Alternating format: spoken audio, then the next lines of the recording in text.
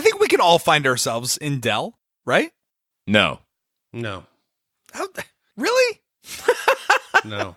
No, not at all. So I see a lot of Neal, but not a lot of Dell. Remember when we first met John McClane?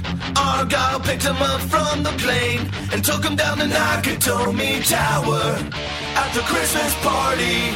And the terrorists were overzealous, but it was sweet when they killed Ellis. And with a little help from Alan, John McClane... Welcome back to Shat the Movies, the podcast where we answer the question, were the movies we love and growing up really that good? Have you ever caught yourself thinking, why don't they make movies like they used to?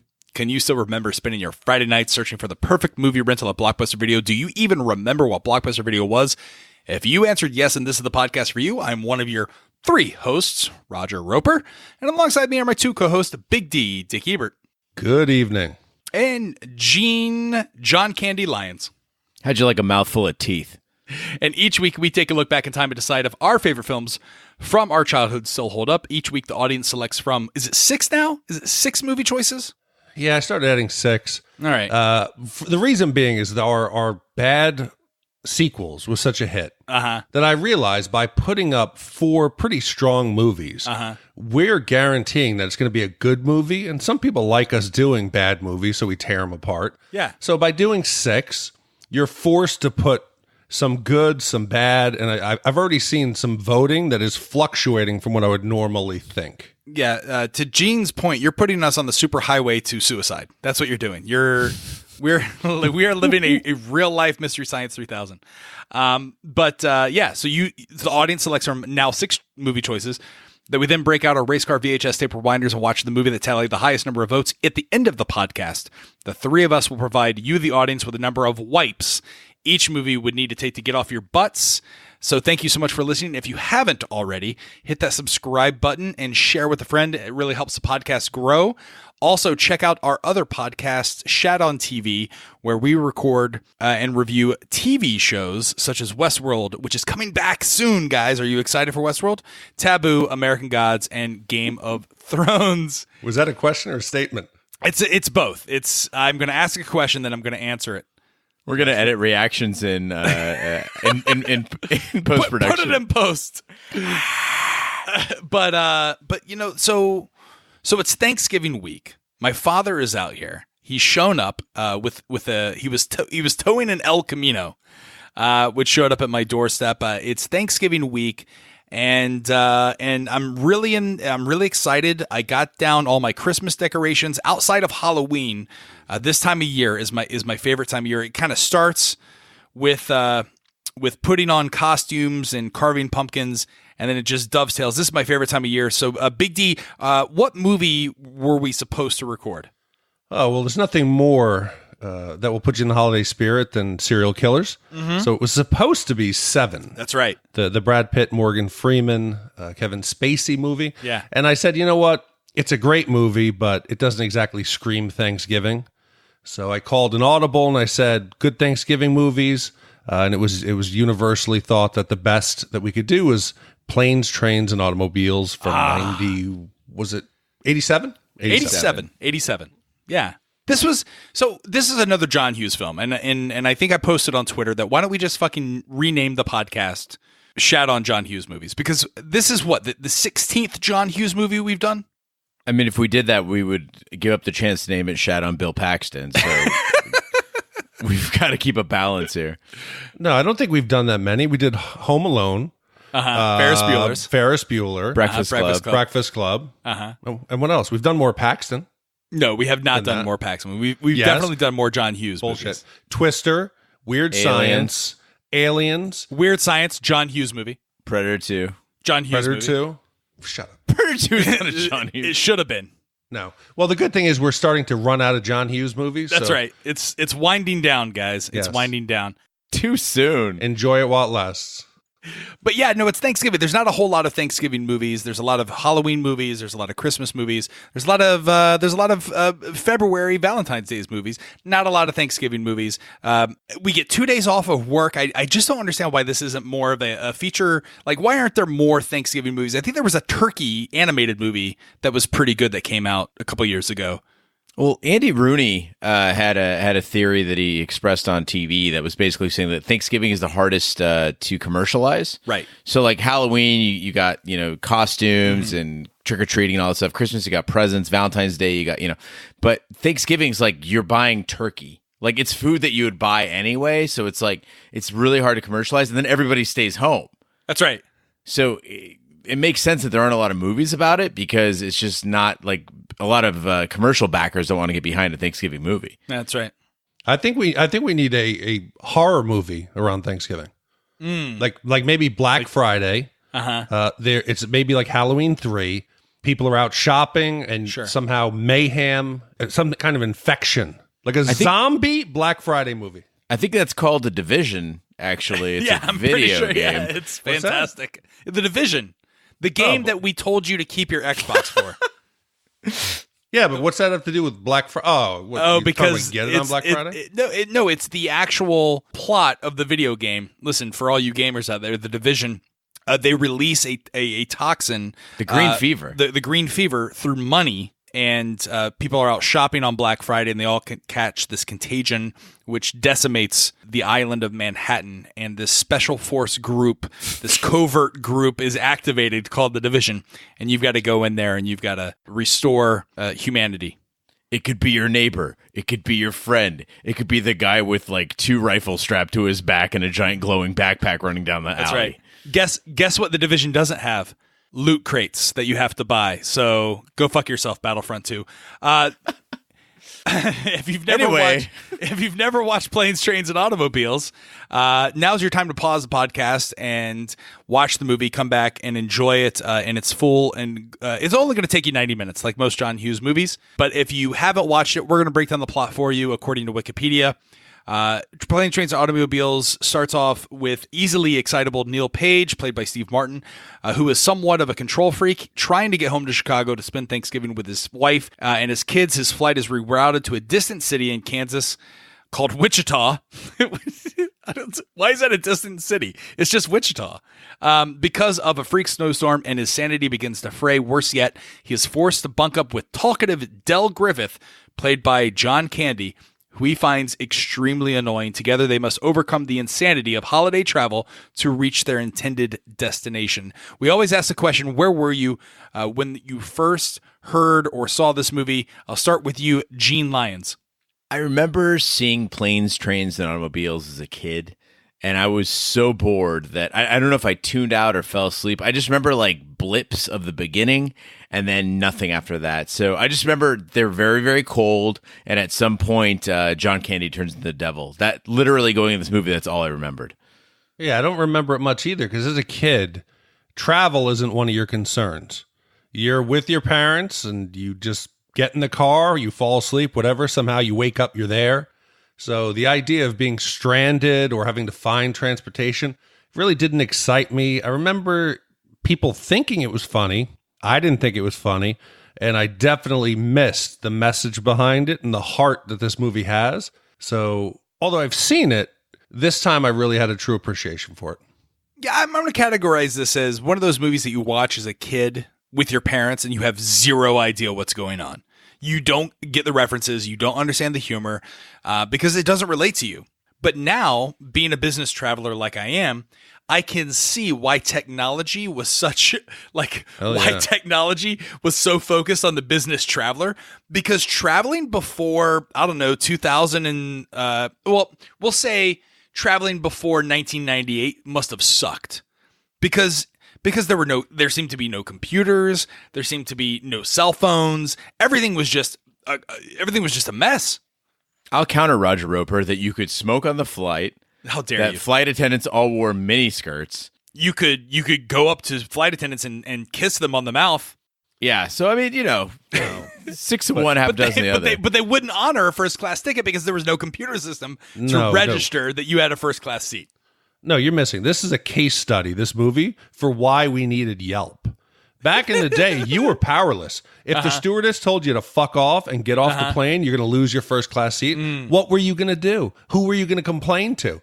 Where were the cell phones to record the video of you being dragged off? Dragged off the plane, and then couldn't go and troll them on Twitter. Sure. You know, like United Breaks Guitars or whatever the hell that guy did.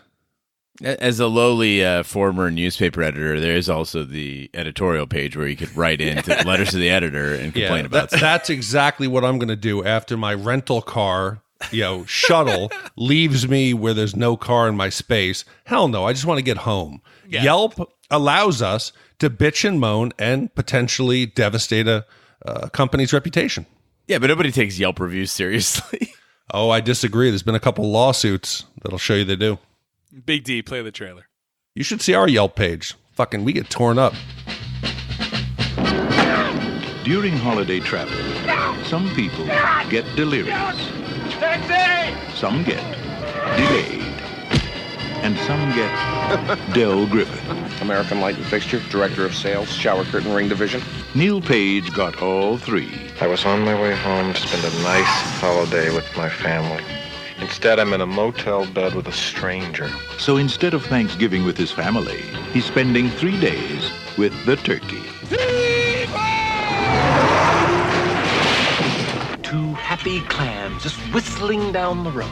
Flintstones, meet the Flintstones, they're the Marconi family. Paramount Pictures presents Wilma!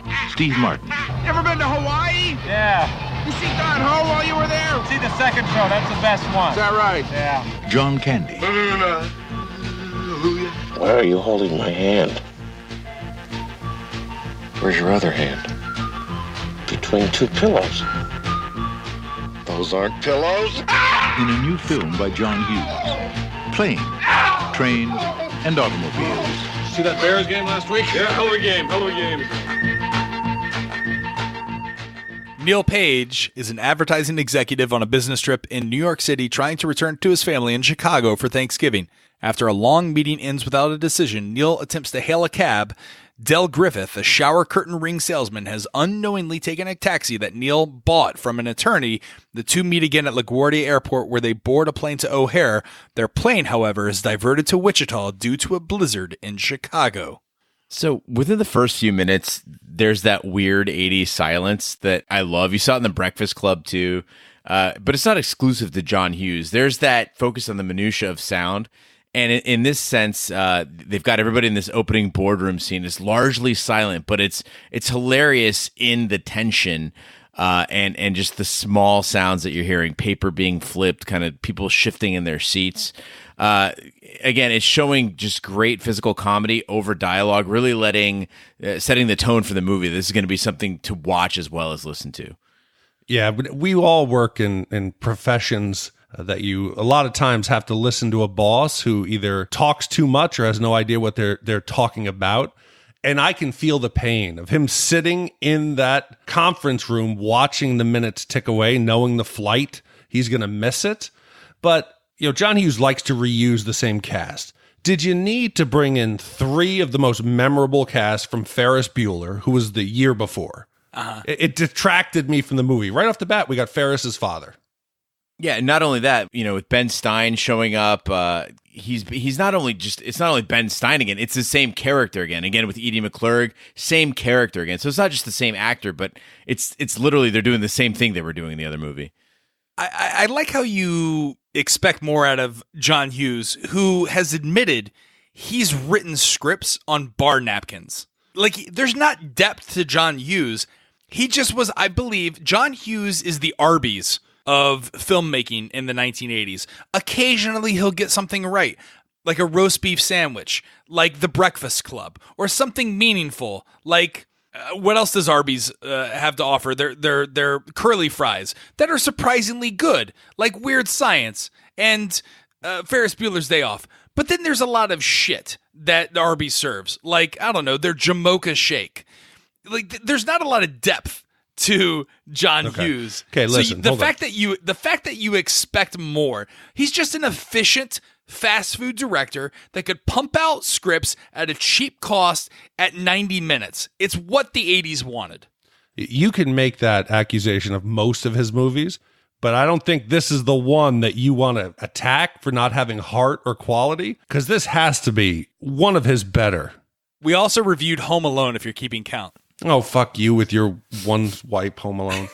All right, something magical happened though when John Candy and John Hughes got together. The two Johns, as I call them. Yeah, JJ, John and John. But no, when they got, I mean, just magic happened. You see, the minute he's on the screen, you cannot help but start smiling. Right. He's reading The Canadian Mounted, which is just great, that romance novel. And then they do the flashback to his surprised face in the cab, and it's 1 second of him just going, oh. And like that cracks me up. And then he goes into just offering foods that he could buy Neal. And he's just sitting there cataloging foods, kind of like Rick Moranis in Ghostbusters. He was born for this role. Heart meets comedy meets annoying nincompoop. Like this is magic. Nincompoop. I will say this movie made me long for John Candy. In Hollywood, it's difficult for individuals of size to make it. Right? You really have to have that special something. You really have to have a charm about you. You have to have, you have to go over the top like a Melissa McCarthy, something like that. With John Candy, I don't feel like he needed to rely on physical humor to make him. He was just naturally gifted and very charming, and you enjoyed his presence on the scene.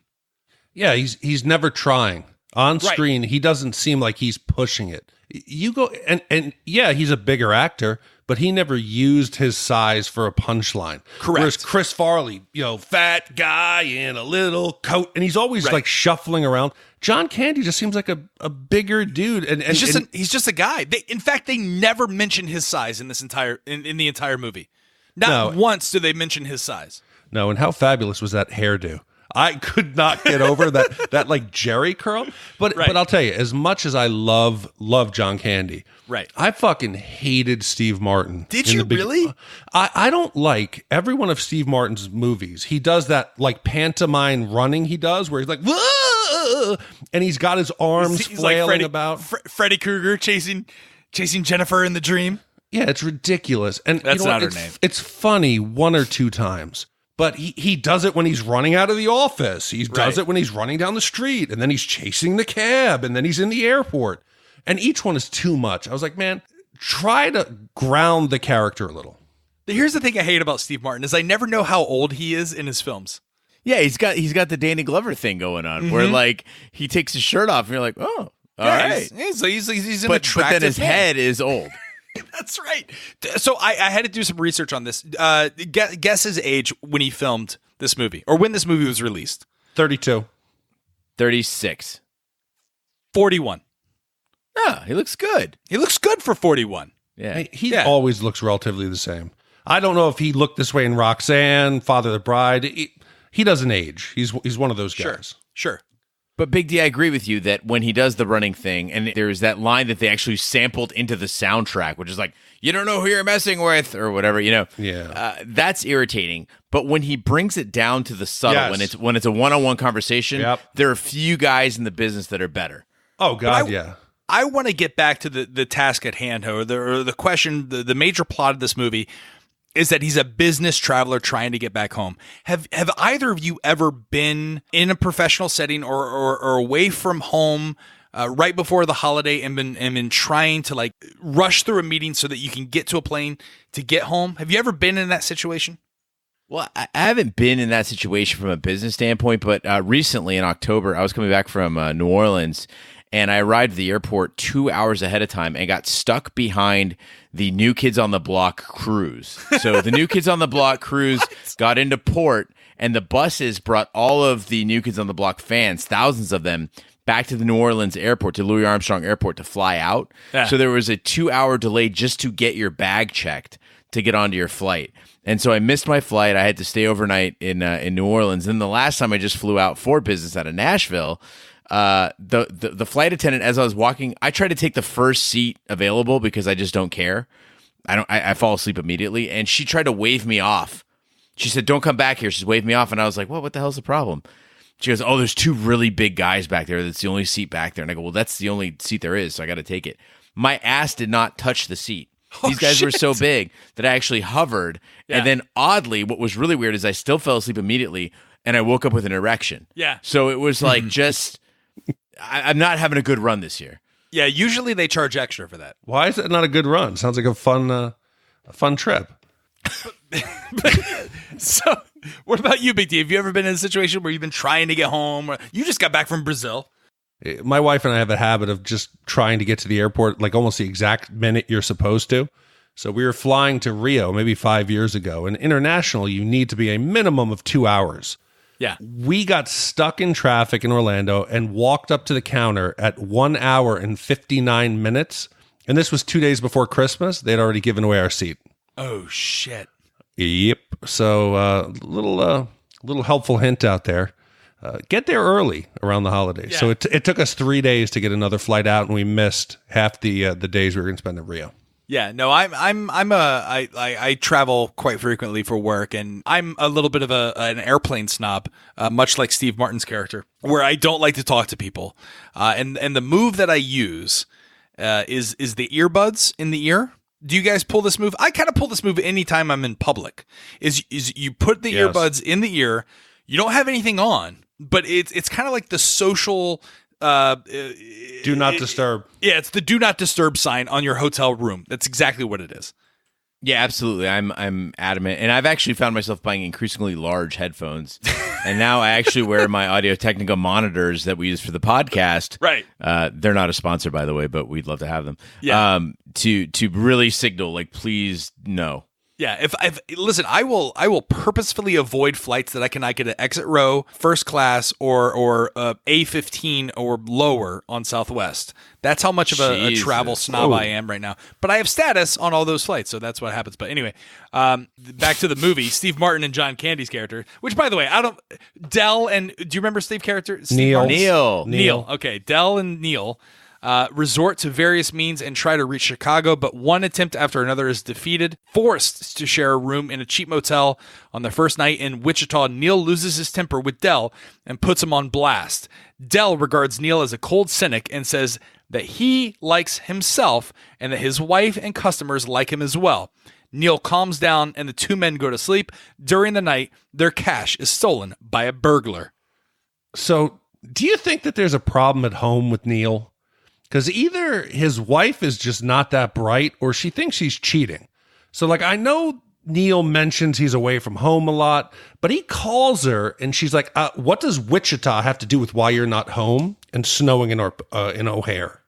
So I took that as a play off of Neal's tendency to be a control freak. I think his life, his children, his wife, his home, it's all very orderly. It's all very, like, there are no imperfections in his life. And therefore, any hiccup like that is seen as a major factor. That's why she's crying when he gets home. It's that she's not accustomed to anything going awry.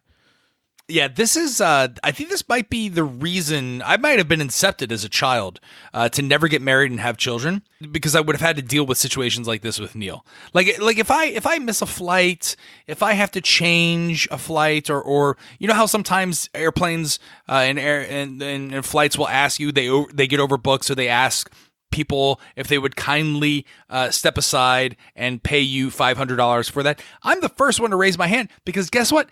I don't have a family. I'm not married. I don't have kids. I don't have to do any of that you got shit. Nobody at home missing you. My schedule is uber flexible. This is the same guy who on Facebook is like, love being in Chicago, but miss my doggies. Oh, my boobers. My dragons. My dragons. So they're obviously wanting us to really hate Del. They want us to fucking despise him. He's annoying. You think they want us to hate Del? Hold on. Okay. Del is smoking in the hotel room. Which was perfectly allowable in 1987. It was not, because Neal makes a comment. In fact, I would argue it's still allowable in Wichita, Kansas. So he's using the bathroom sink to wash his socks. He spills beer on the bed. He's cracking his knuckles. He's reading a fucking book by candlelight. He's hawking loogies. He's scratching his balls. They're wanting us to really not like this guy. I don't see what's any wrong with it. Those are the first things I do immediately when I get into a hotel room. But not with a stranger, not with an adult man. Yeah, there's no consideration being displayed on his, and it goes back to the airplane too, where he's like, "Oh, like I see you want to be left alone. I get it," and then it just keeps continuing talking. But I found it very cathartic when Neal just laid into him, and when he said that line, he said, "Everything is not an anecdote. You have to discriminate. You choose things that are funny or mildly amusing or interesting." I wish I could say that to, and this is honest, about a third of the people I talk to on a daily basis. But dude, you said you liked it. He was raw. I mean, this is where, if you want to say that, Neal's got a mean streak because it borders on he's angry and he wants to lay into him. I actually thought that John Candy's character might cry. And this was where I started to realize John Candy might have some more acting chops than I expected or gave him credit for.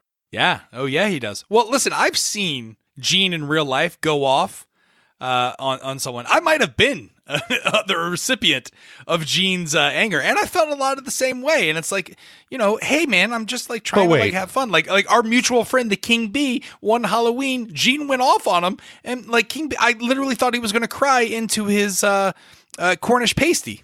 But wait, there's a difference of like being mad and kind of ripping into somebody. But do you pull out their most intimate weaknesses that he's going after those little? Yeah, that's it. That's Gene's move. That's what he goes for. That's the first thing he pulls out in his arsenal. So Gene right now is taking mental notes of our weaknesses in case he ever wants to just thrash us.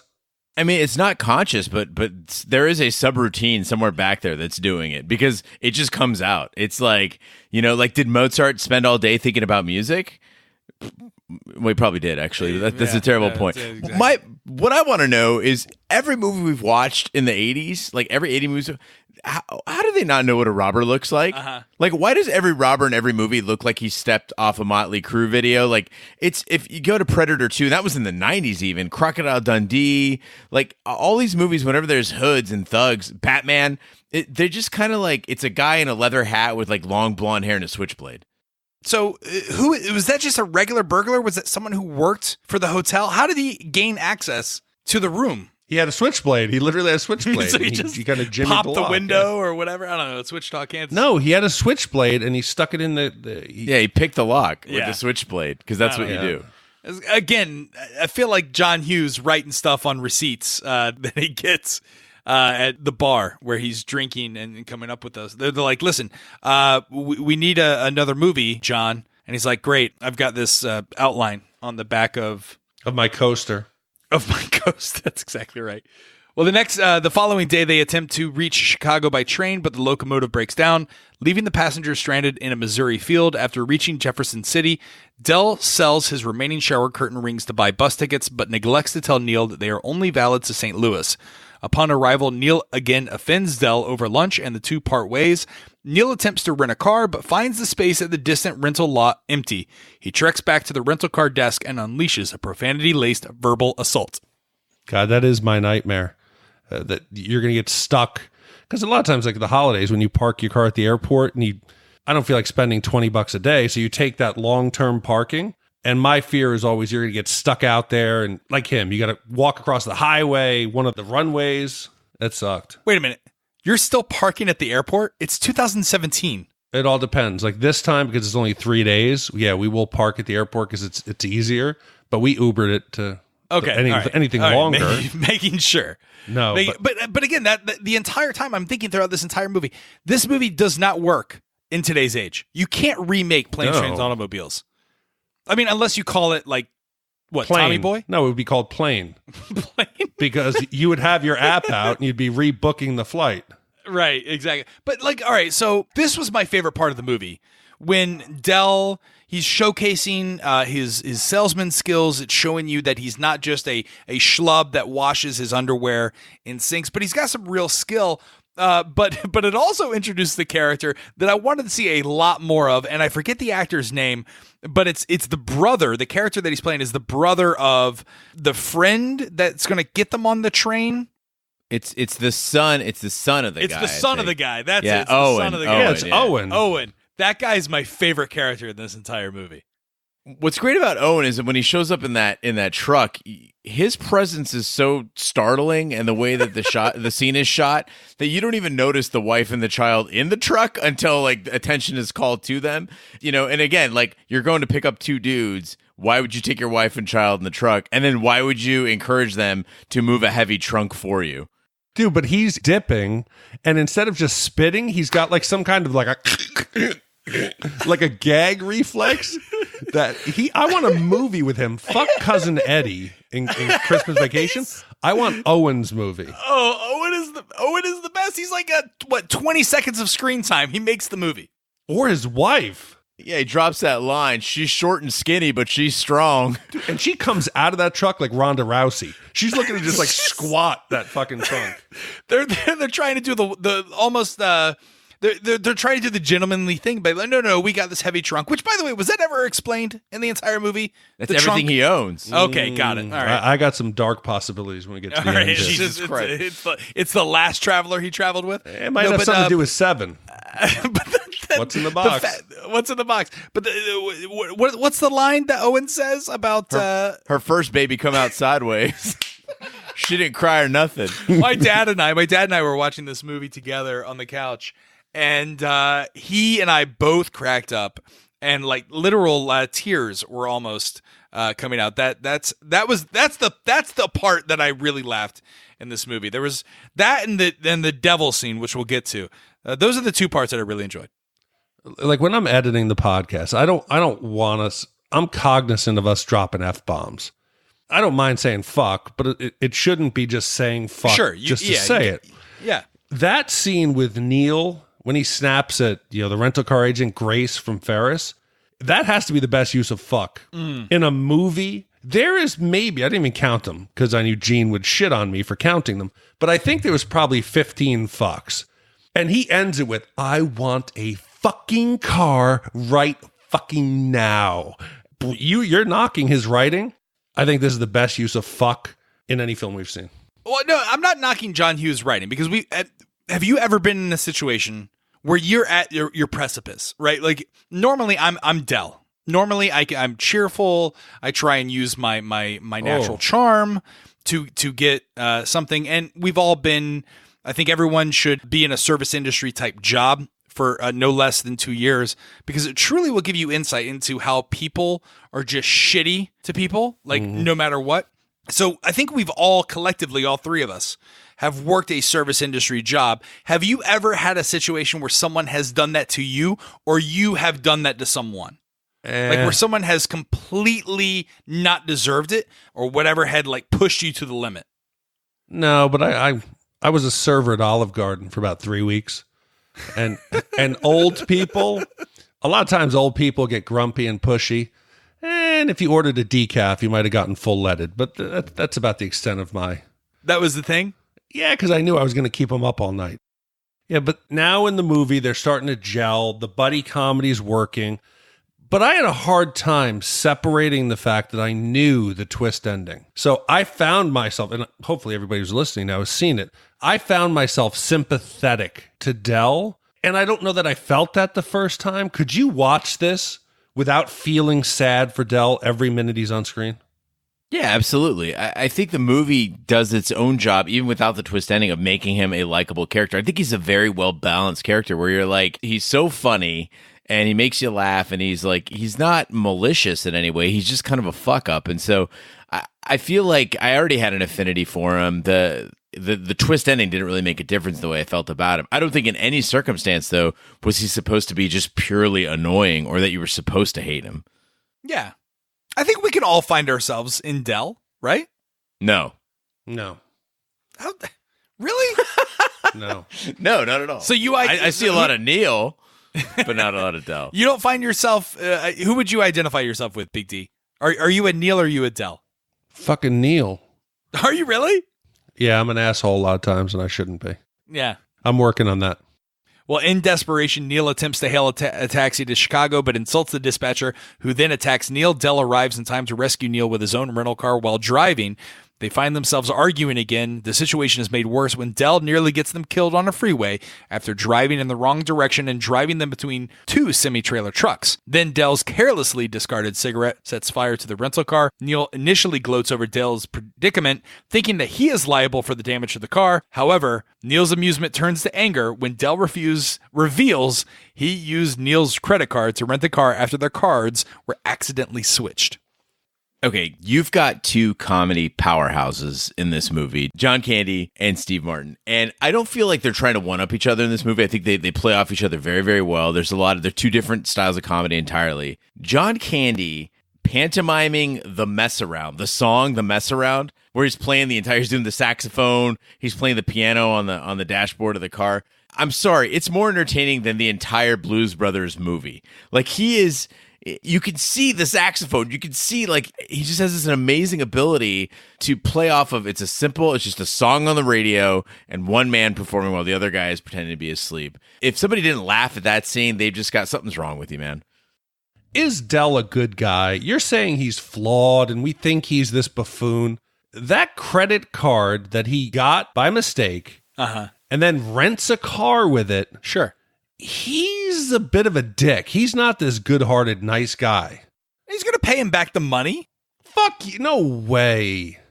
Whoa. You're saying if you were stranded, some guy just went off on you, you split up, and then you're like, oh shit, I got his credit card. I don't have, hold on. You don't have any cash, and you're like, well, I got the... No. They parted ways on good terms at this point. They had the scene in the diner. He said, hey, let's split up. We're going to go our own way.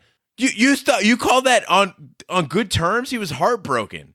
What? They're not fucking dating. They're travel buddies. Del just wants Del just wants a friend. Who doesn't want a friend? I've been in a situation. I've been like Del, where people are like, I don't want to be your friend anymore. And then you steal their credit cards and go rent a car and and trash. Steal his credit card? He didn't steal it. It was just like I'm with Gene. It's kismet. It's it's fate. I'd also like to point out that there's no cell phones. He can't call him up and be like, hey, I got your credit card. Yeah. So presented with what he's got in his pocket, no cash, a credit card. He's like, okay, I'll rent the car. I'll pay him back later. That's right. He's not going to pay him back. I would do this. I would do the same thing. And it's not like you ran over his head. Well, so many times we find flaws in movies and we say how unrealistic something is. I did not question once how ridiculous that car was. That car would not have been running, but the Chrysler LeBaron. Yeah, I'm bought in. I don't care. It's great. The characters are working. Do you? Oh, I totally do.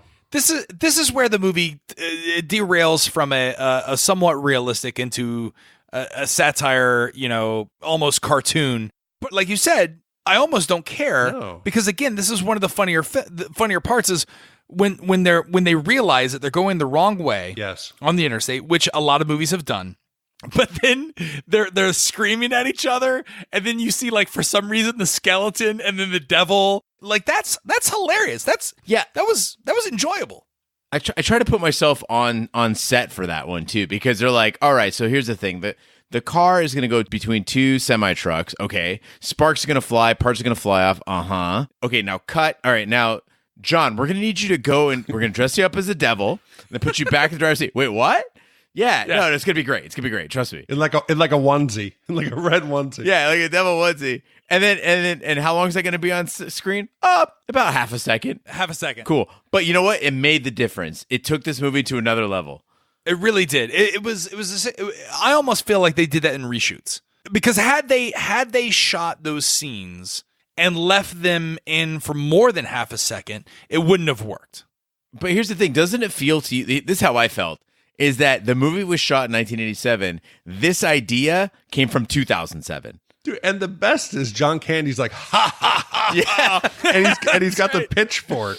So it's even that he's got the devil outfit on. Well, it's kind of like, it's almost, it's very similar to Pee-wee's Big Adventure. Yes. Yeah. I would say, like, if there's any comparison to that scene, which, by the way, the rest of the movie is not like this scene at all, but I think it stole a little bit from Pee-wee's Big Adventure. But the difference is Pee-wee's Big Adventure is, like you suggested, Raj, is surreal throughout. This movie is completely real, and then this happens. And that line, "you're going the wrong way," has to be a top 20 movie quote. You say that's almost anyone, they won't know much more about this movie, but they'll know that line. Fantastic. But Wait a minute. How would he ever know where we're going? Not you're going the wrong way. It's how would he know where we're going? That's the line. No, but the guy is yelling, "You're going the wrong way." Right. And then they're pantomiming drinking. But didn't we see half of these scenes in the road trip from Tommy Boy? Yeah, but Tommy Boy's after this. Tommy Boy is... That's what I mean. Didn't Tommy Boy steal this? You got the fat guy, you got the skinny guy, you got the road trip. The car does that 360 spin on the highway. The car... He's a natural salesman. Yes, doesn't the car set on fire too? That sounds right. There's a deer. And Tommy Boy. Yeah, there's a deer in the back seat. Was Tommy Boy made in the 90s, right? Yeah, it was like 90. We should do a Chris Farley. Guys, it was listen, 95. If you're listening to this and you want us to do a Chris Farley movie, write in. Yeah, tweet at us at Chat the Movies. Yeah, I don't think we'll be kind to it after seeing this. We'll do a scene by scene comparison of this is Plane, Trains, and Automobiles. Well, with his credit cards destroyed in the car fire, Neal sells his designer watch to a motel clerk to pay for a room for himself. Dell is broke and attempts to sleep in his car, which has lost its roof in the fire. Neal eventually feels sympathy for Dell and invites him into the cold and snowy night. Neal relaxes as the two consume Dell's collection of airline liquors and laugh about the events in the past 2 days. The pair resume driving to Chicago the next morning, but their badly damaged car is impounded by the police. They finally make it to Chicago 2 days late in the back of a refrigerator truck. Okay, this scene made me embarrassed as a veteran drinker and an avid drinker. I can't believe I've never had an airline liquor and Doritos party. Like, I want to do this, guys. Like, I want to just get an assortment of little liquors and maybe watch the movie and have like a drinking game. It'd be wonderful. But just, that around the world trip, like a little tequila, some vodka, some whiskey. It sounds rum. You mentioned $7 for the 2 subs in Point Break. $42 or actually $17 the wristwatch for a hotel room, endless bar and candy snacks. It's quite a bargain. No. Those were Dell's. Yeah. Dell had those, I assume, in his trunk. That's what's in the trunk. That's right. No, I thought he took it from the hotel room. No, it's his own collection from traveling. It's all of his airline liquors. Yeah, that's right. Did John Candy get the acting job of the Jamaican bobsled team in Cool Runnings from his impersonation of Bob Marley? That makes no sense. He's not Jamaican in Cool Runnings. I know, but somehow they were like, listen, you did a Jamaican accent once in one of your movies, right? You could totally be the Jamaican bobsled coach. His Jamaican's worse than yours. Yeah, I do. How dare you, sir? How dare you? I taught you how to speak Jamaican. Mixed in with these scenes that are obviously funny and they're meant to kind of disarm you. John Candy is skilled enough that he's got like a couple moments in between the laughter and the joking where he shows a depth talking about their families and, at least you have a woman who loves you. There's a look in his eye that I was like, holy shit, how did I never catch this before? This performance, right. People think it's funny, but how do you be funny but still show that there's something else going on in there? The second time through, the pain that he's feeling, that he doesn't just break down and cry. I have so much more respect for John Candy after this movie. Did John Candy do any dramatic roles? Was he? I think wasn't his last one. Hold on. His last movie was Wagons East, so no. Oh, no. Yeah. No, it was Canadian Bacon was the last one. No, he died on the set. Yeah, Canadian Bacon was. He died on the set of Wagons East. Well, he was in JFK. Right. I don't know, but I mean, if he didn't, it's a waste. Yeah, he truly was a special talent. I agree with you. John Candy makes this movie, especially, and in fact, I think it's easier for the audience to associate themselves with Dell than it is for someone like a Steve Martin character who's truly an asshole, even though his predicament has caused him to be this way. To then do an about face at the end and feel sympathy for him and feel happy that his family is around, because you know he's not a good father to those kids. Those kids are like on edge the entire time. Yeah, the kids, you could tell that they're not the first thing in his mind. No, but thank God, like the scene where the cop pulls over them in the burned out carcass of a car, and I was thinking, there's no way this cop lets him go or they talk their way out of it. I was like, thank God, when when Dell tries to talk his way out of it. Do you know how fast you were going? He's like, well, my speedometers they're actually melted. And he tries to convince the cop that the car is safe for highway traffic. Right. Thank God he didn't let them keep going. But again, you talk about, we've talked about the dramatic chops of John Candy. In the delivery of those lines with the lesser skilled comedic actor, it wouldn't have worked. The fact that he's like, oh, well, officer, I've melted, I can't really see the gauge because it's melted. And he's really, truly trying to get out of it. And I thought it was great. Mike McKean, it's Michael McKean, right? That's the actor who's playing the cop. He's also on Better Call Saul right now. Very cool cameo. But we're nearing the end of the movie. The two part ways at the LaSalle Van Buren CTA station when they get to Chicago. While riding the train, the L train, which, by the way, if you're in Chicago, go to Midway, catch the L train. It's the easiest way to get in Chicago. Neal remembers some of the cryptic comments that Del made about his wife during the journey and realizes that Del may be alone for the holiday. He returns to the station, sees Del sitting by himself, and asks him why he has not gone home. Del reveals that he does not have a home. His wife died 8 years earlier. Neal returns home to his family and introduces him to Del, whom he has invited to Thanksgiving. A quick point of housekeeping here. If you go to Midway, you've only got the orange line to ride, and that's not a 24-hour line, so make sure that you get there during hours of operation. Also, it's a bit farther out from the city, and you're going through the south side, so just word of warning, keep your bags close to you. Now, if you go to O'Hare, you can take the blue line. That's a 24-hour line, and go straight in through the north side. It's a much nicer ride. Anyway, getting back to the movie. First of all, Chicago looks beautiful in this movie, as John Hughes tends to do. But when they cruise into town in the refrigerator truck, Chicago just looks gorgeous, that skyline. And the only problem I had this in the entire movie, other than the soundtrack, was this flashback scene. I felt like Steve Martin totally blew it. Like, he's making these kind of faces when he's thinking back. And why couldn't they just have him stare forward blankly? Dude, and that also goes back to my original thought of not being a happy marriage. In those flashbacks, Neal thinks of all his interactions with Del, and he smiles. He's having a good time. Then he thinks of his kids' faces. Not once does he think of his wife. He thinks of his wife first. No, he does not. He does not. He thinks of his interactions with Del, and they're giggling. They're on the bed. They're thinking of all the fun times. Then he thinks of each one of his kids one by one, but never does he see his wife. Yeah, I think this movie's ahead of its time. What if this entire movie, the original ending, was that Steve Martin's character discovers that he's in love with Del? No, that doesn't work because they both like Chicago Bears football. My hands between two pillows. But I want to agree that the last 2 minutes seemed a bit rushed. Yeah. We go immediately from the reveal to walking down the street with the box. Right. But this is the problem with John Hughes movies. He doesn't know how to end a movie effectively. Think of every John Hughes movie, with the exception of maybe Home Alone, which is why Home Alone is a one-white movie.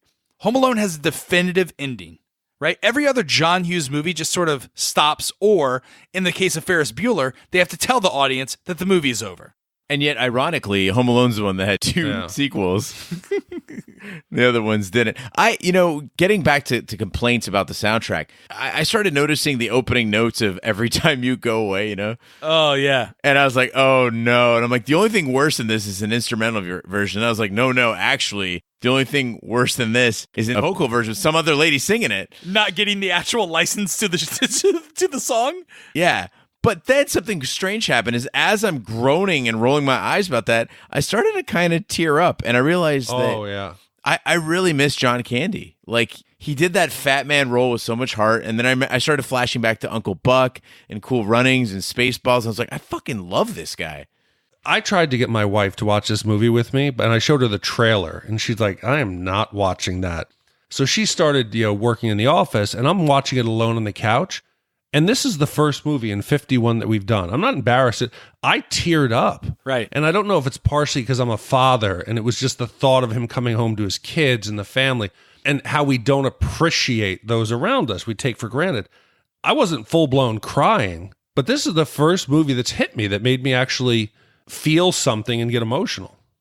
So I think what triggered it for me was the fact that the formality of referring to Neal's wife by their last names as Mrs. Page, there was a dignity to it that in the end of it, that they saw him as a complete human being and respected him at that level. And I think that's what really brought it home for me and just crushed it.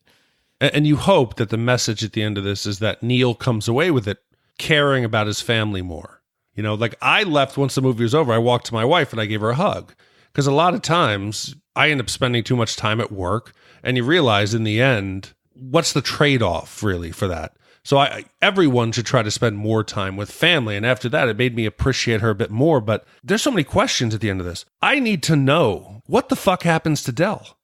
He and Neal leaves his wife and his kids and he and Del move in together.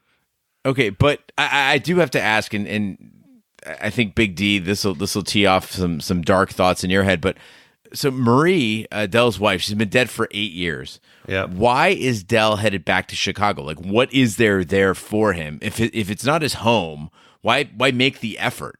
And the only thing I could come up with from my end was, what he said when he was talking to his dead wife. He said, essentially that somebody came along that that kind of changed his life, and when he's talking about Neal. But he didn't know that when he started his journey to Chicago.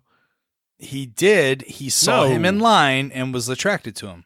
Guys, it's true love. This movie is Love Actually. No, not Love Actually. This could be. Have you ever? What movie? Did you ever see the? You'll love this, Raj, because you do fan edit videos. Somebody took the Sleepless in Seattle trailer and made it a horror film.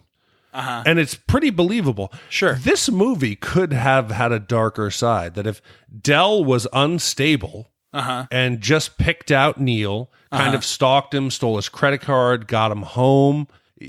We don't even know what's in the box. His wife could be in the box. Mm-hmm. No, I could see that. Her bones. And I want to believe that something good happens to Dell, but how long does Neal and his family let him stay with him? A week or two? Before he's washing his underwear in the sink? What do you do with Dell? He becomes Uncle Dell. And then eventually he receives a nickname. Uncle Buck. Uncle Buck, and then you make a spinoff, also directed by John Hughes. Well, also, wasn't there the uncle in Home Alone? The one who got the wet bandits to go actually commit the crime? That was supposed to be John Candy as well. No, that was a different uncle. John Candy in Uncle Buck, he's the polka player. No, that's in Home Alone. Yeah, I'm saying Home Alone. That's what he's talking about. Oh, okay. It was the dick uncle. It was the one we didn't like. Look at you. Look at what you did, you little jerk. Yeah. That's not John Candy. Yeah, but as much, Raj, as you talk about the problems with it, are you telling me in the end you didn't feel it tugging on your heartstrings a little bit? No, I really I enjoyed the movie. I thought it was good. I don't think it's great, but I think it's good. But listen, now's the time where we break out our Shat meter. Hold on, Raj. Would you have felt different if 8 years ago Dell had lost his 2 dogs? What kind of dogs? Small dogs, his little dragons? Yeah, probably. So you do have a heart. When it comes to dogs. Yeah, no, this is the reason I don't have family, guys. This is the reason I don't have someone to come home to, when I travel. It's the only way that you can be a business person. Hold on. Don't you live with somebody? I do, but like she'll be happy to hear this podcast. She doesn't listen. Now's the time of the podcast where we break out our Shat meters and tell you how many wipes this movie would take to get off your butt. 0 wipes is the equivalent of a first-class ticket on TWA, landing in Chicago in time to meet your Thanksgiving fatherly duties, like going to your daughter's pageant and eating at home with your in-laws. 5 wipes is ending up with a slovenly, fat shower ring salesman who washes his underwear in the sink. That's the rating. 0 is bad, 5 is good. Gene, how many wipes would you give this movie? For me, I got to say this is the best 80s comedy I remember seeing. The soundtrack. What? Yeah. Yeah, I think it is. But it wasn't perfect. And here's what was wrong with it. The soundtrack was awful. There were gratuitous kid shots. I could not stand the kids. I guess Joey from Blossom. That haircut's terrible. Is in this movie? Terrible. And then, of course, the CTA flashback scene, Steve Martin's acting was atrocious. So I think those things added up, take away from it. And so I'd say that near perfect, but this is a 1 wipe movie for me. Big D. I can't believe I'm going to agree with Gene on this one. What? I got to give it a 1 wipe. I mean, John Candy's performance alone, I think, is worth probably a 1.5. It's understated. It's convincing. But think about the 2 characters, Neal and Dell. You should hate both of them. And we start off really not liking either one of the characters. By the end, you're pulling for them. God, the movie made me cry. Like, how am I going to give it? Even though the ending could have been better, it still was mission accomplished.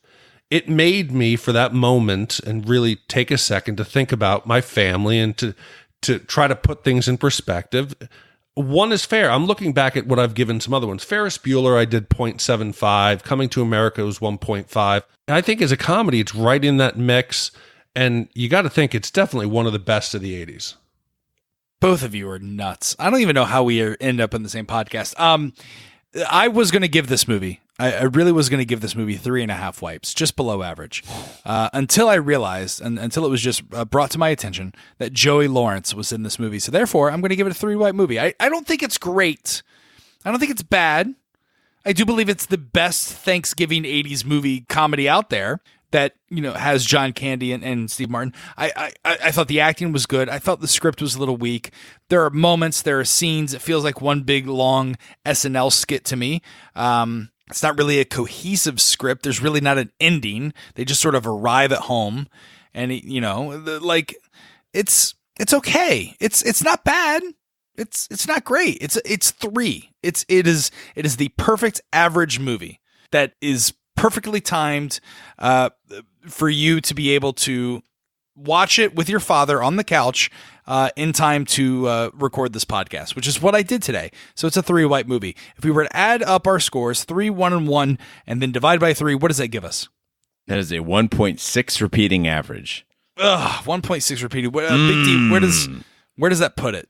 1.6. Is it 1.6 even? 1.6 repeating. Yeah.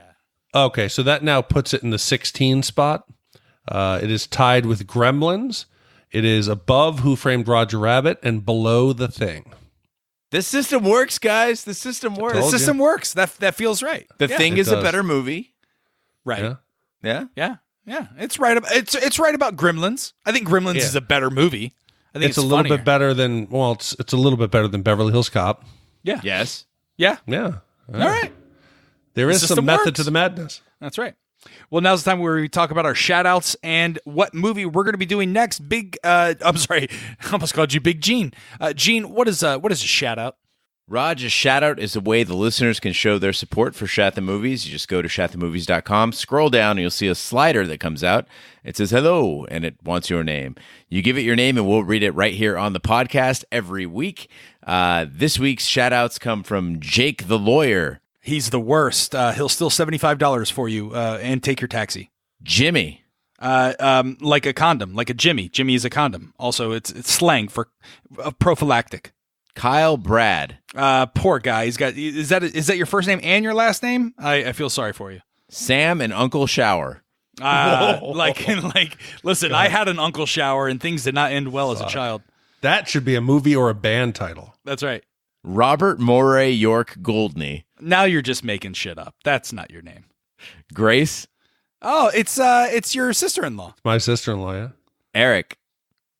Who doesn't like an Eric? Blue Ridge Kids Forever Winners Chimes. I believe they performed at my 5th grade assembly hall. Sean O'Keefe. Good Irish lad. Liz. I dated a Liz. My parents hated her, but man, she was crazy in bed. A. Finn. Is that like just a singular Finn? Like I don't understand what that is. Or it could be from Star Wars, right? First initial A, last name Finn. Yeah, A. Finn. Jimbo. We know a Jimbo, don't we, Big D? We know a Jimbo. I don't know, it was 15 years ago. Yeah. Who knows? Chase. I prefer Bank of America. Lorenzo D.W. Felice. Next time we're in Italy, we're going to look you up. Johnny D. We know what that D stands for. Amrat. We know you are. We know you're a rat. Dan Welch.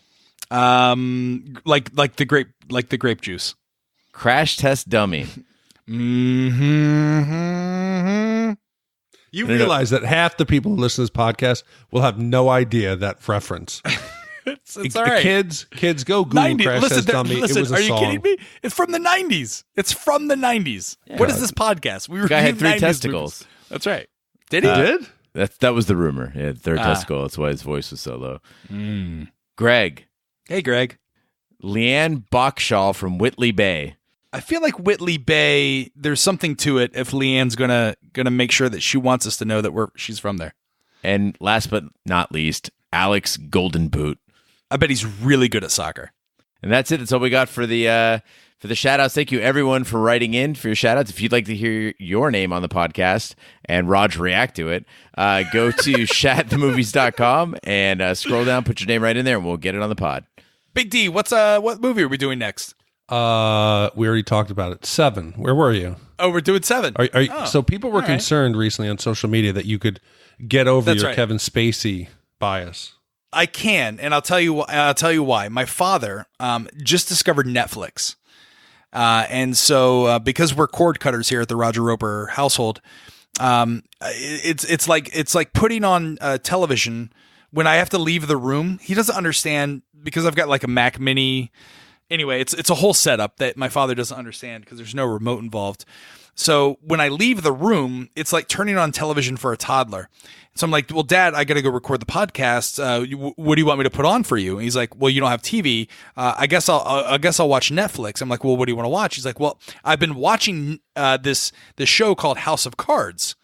And I'm like, oh, that's great. So I watched a few minutes of House of Cards, and it reinvigorated my love for Kevin Spacey's acting ability, which is solely what I will be judging on when we do 7. So yes, fear not, dear listeners. Listen, I'm a huge Kevin Spacey fan. I love Kevin Spacey. I really wish he wasn't a sexual predator, but it's. I thought you were going to say your dad was watching 13 Reasons. Well, listen, that's in his queue. So anyway, that concludes this week's episode of Chat the Movies. Be sure to follow us on social media and share with a friend. We're everywhere, including Twitter, Snapchat, Instagram, Grindr, and we're on Grindr now too. Just search for @Chat the Movies. Facebook, just search for Chat the Movies podcast. Website is chatthemovies.com, where you can vote on our next movies. Our email where you if you want to suggest movies is hosts@chatthemovies.com. Again, hosts@chatthemovies.com. We're everywhere fine podcasts can be found, including iTunes, Google Play, Stitcher, and YouTube. Be sure to subscribe. And if you stop by iTunes, please be sure to leave a 5-star review. That really helps the podcast grow. You can also check out our sister podcast, Chat on TV, where we review television series such as Westworld, Taboo, American Gods, and Game of Thrones. You can also check me out over at Show Spoilers, where we're reviewing Mr. Robot right now. You can follow me over there at on Twitter at all the spoilers. You can also check out Chat on TV's website, chatontv.com. One last thing here, guys, if I could, and you can cut this, Big D, if you want, but as independent podcasters, we rely on a neutral and level playing field when it comes to the internet. There's a legislation that's trying to be passed before the holiday season where they're trying to remove that safeguard, where they're trying to put a pay firewall up.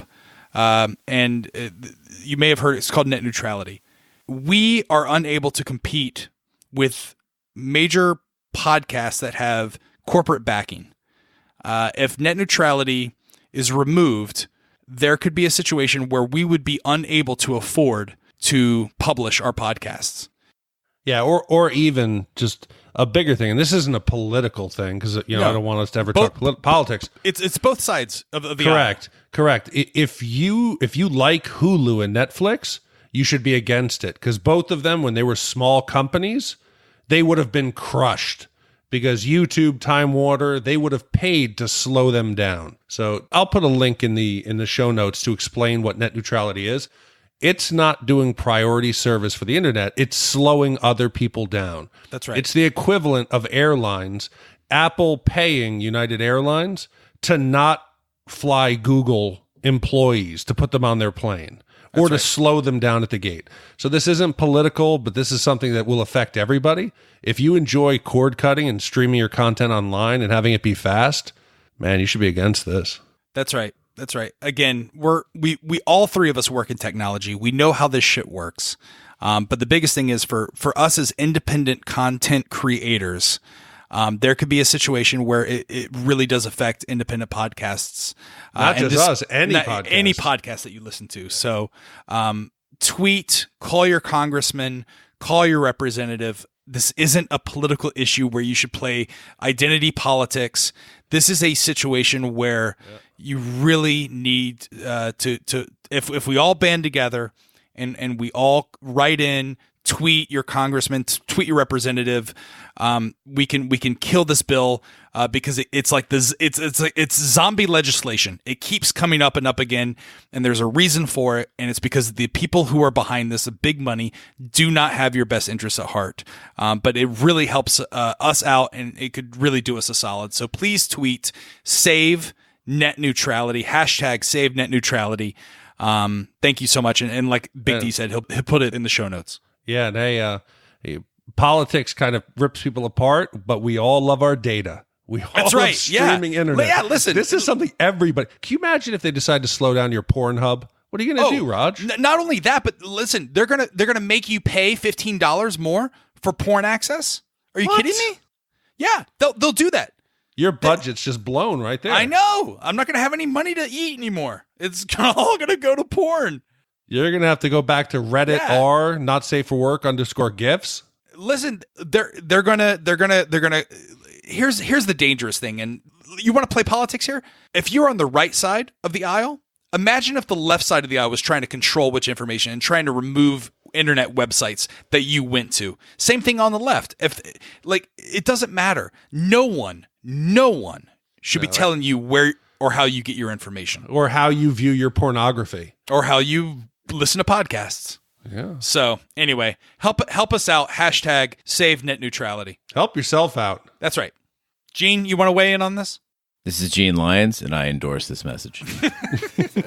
Thanks so much for listening. We appreciate it. Take care. Good night, and good luck. But it was sweet when they killed Ellis.